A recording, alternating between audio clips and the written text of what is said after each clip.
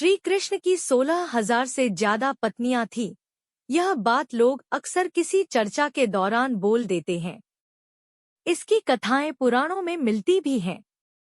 हालांकि जो लोग इस बारे में नहीं जानते या जिन्हें आधा सच पता है, उनके लिए जरूरी है कि वे धर्म ग्रंथों का अध्ययन करें।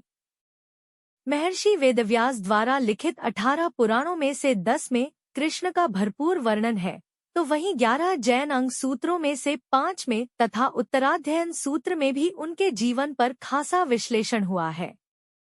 श्री कृष्ण के जीवन पर रचे गए काव्य प्रेम सागर में बताया गया है कि श्री कृष्ण की 8 पटरानियां थीं, जिनसे उन्होंने स्वयं विवाह किया। उनमें सबसे पहली थी रुक्मणी। रुक्मणी जी देवी लक्ष्मी का अवतार मानी गई है। वह विदर्भ के राजा भीष्मक की पुत्री थी। श्री कृष्ण ने रुक्मिणी हरण कर प्रेम विवाह किया। प्रद्युम्न, चारुदेशन, सुदेशन, चारुदेह, सुचारु, चरुगुप्त, भद्रचारु, चारुचंद्र, विचारु और चारु रुक्मिणी के ही पुत्र थे।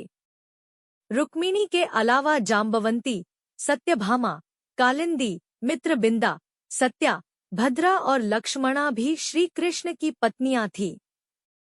इन सभी स्त्रियों के 10 से 10 पुत्र और एक एक पुत्री उत्पन्न हुई।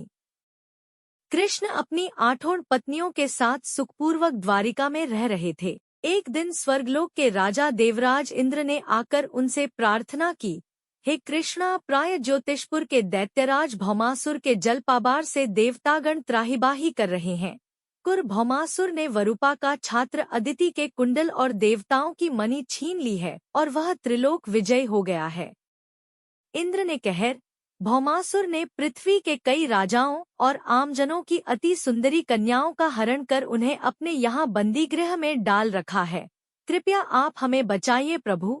इंद्र की प्रार्थना स्वीकार करके श्री कृष्ण अपनी प्रिय पत्नी सत्यभामा को साथ लेकर गरुड़ पर सवार हो प्रागज्योतिषपुर पहुँचे। वहां पहुंचकर भगवान कृष्ण ने अपनी पत्नी सत्यभामा की सहायता से सबसे पहले मूढ़ दैत्य सहित मुर के पुत्र अरुण का संहार किया।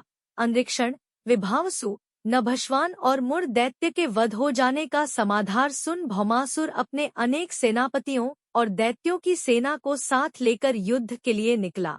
भौमासुर को स्त्री के हाथों मरने का श्राप था, इसलिए भगवान श्री कृष्ण ने अपनी पत्नी सायभामा की सारथी बनाया और घोर युद्ध के बाद जसमें सत्यभामा की सहायता से उसका वध कर डाला।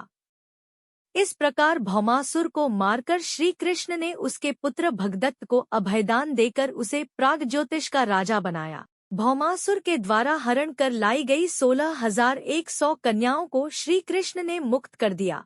ये सभी अपहरित नारियां थीं या फिर भय के कारण उपहार में दी गई थी और किसी और माध्यम से उस कारागार में लाई गई थी। वे सभी भौमासुर के द्वारा पीड़ित थी, दुखी थी, अपमानित, लांछित और कलंकित थी।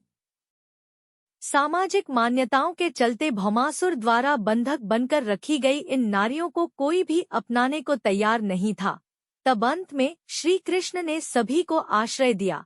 ऐसी स्थिति में उन सभी कन्याओं ने श्री कृष्ण को ही अपना सब कुछ मानते हुए उन्हें पति रूप में स्वीकार किया, लेकिन श्री कृष्ण उन्हें इस तरह नहीं मानते थे। उन सभी को श्री कृष्ण अपने साथ द्वारिकापुरी ले आए।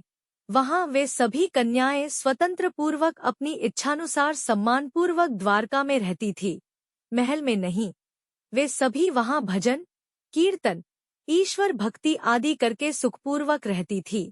द्वारका एक भव्य नगर था जहां सभी समाज और वर्ग के लोग रहते थे।